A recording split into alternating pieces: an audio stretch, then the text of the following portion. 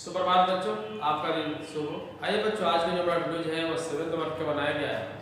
7th वर्ग का दूसरा अध्याय नए राज एवं राजाओं का उदय।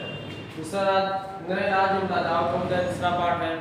बच्चों, एक महत्वपूर्ण सूचना आप लोग को देने जा रहे हैं। सूचना यही है कि आप लोग जो है हम वस्तुनिष्ठ प्रश्न व्हाट्सएप के माध्यम से आपके पास ऑनलाइन जाएगा और आप लोग उस वस्तुनिष्ठ प्रश्नों का सही जवाब देकर हमारे व्हाट्सएप पर भेजना है। अपना वर्ग, रोल नंबर, सेक्शन लिखने के बाद हमारा व्हाट्सएप पर उसको सेंड करना है। ठीक ना बच्चों, चलते हैं थोड़ा सा चर्चाएं करते हैं नए राज्य एवं राजाओं के उदय पर।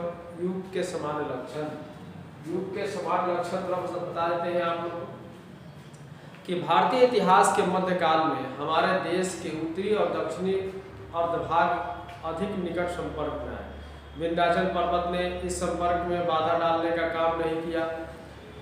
अब यह क्षेत्र उत्तर दक्षिण भारत के बीच संबंध स्थापित करने का साधन बन गया।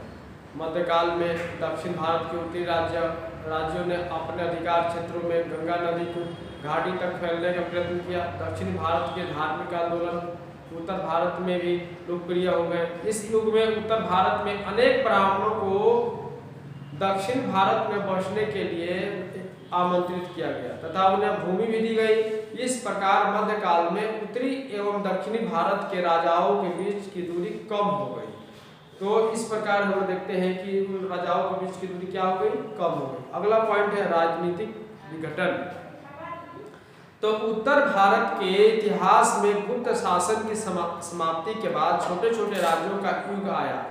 गुप्त शासकों ने भारत को एक राजनीतिक सूत्र में बांधने का प्रयास किया था।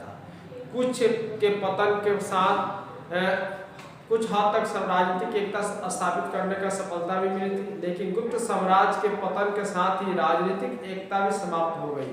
हर्षवर्धन ने उत्तर भारत में अपना साम्राज्य स्थापित करने का प्रयास किया था, लेकिन वह मौर्य तथा गुप्त शासकों की तरह साम्राज्य का विस्तार नहीं कर सका। उसकी दक्षिणी पथ की विजय की आकांक्षाएं पूरी नहीं हो सकी।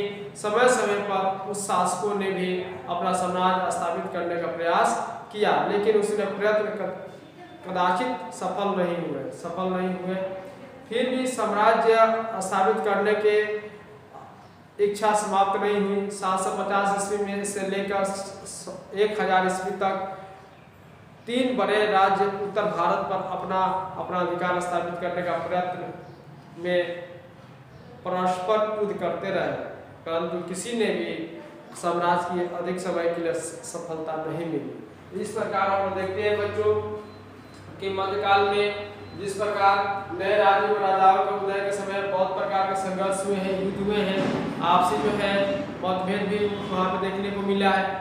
तो सारे चीज़ों के बीच हम इसके बारे में और ज़्यादा जानकारियाँ आगे तरफ हासिल करेंगे। तो बच्चों, आज जो है आप लोग हम अभी बताए हैं कि आपके पास क्वेश्चन जाएंगे और क्वेश्चन का आंसर भेजना है।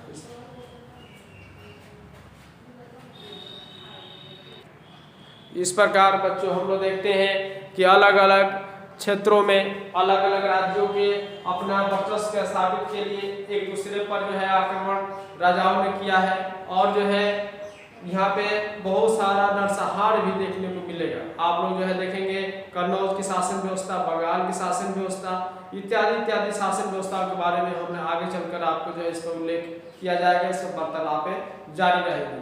आज जो है बच्चों आप लोग जो है घर पे इस नए राज्य राजाओं के उदय के बारे में आज घर पे आप लोगों को पढ़ना है, ताकि जो भी आप लोगों को चीज़ हम बता रहे हैं, कॉन्सेप्ट बता रहे हैं, वो आप लोगों को अच्छे ढंग से समझ में आ जाए। तो बच्चों, आज नए साम्राज्य राज के बारे में जो भी टॉपिक्स आप लोगों को बताया है उसको जो अच्छे ढंग से पढ़ेंगे। ठीक ना बच्चों? तो बच्चों आज की वीडियो के लिए इतना ही है। धन्यवाद। जय हिंद, जय भारत।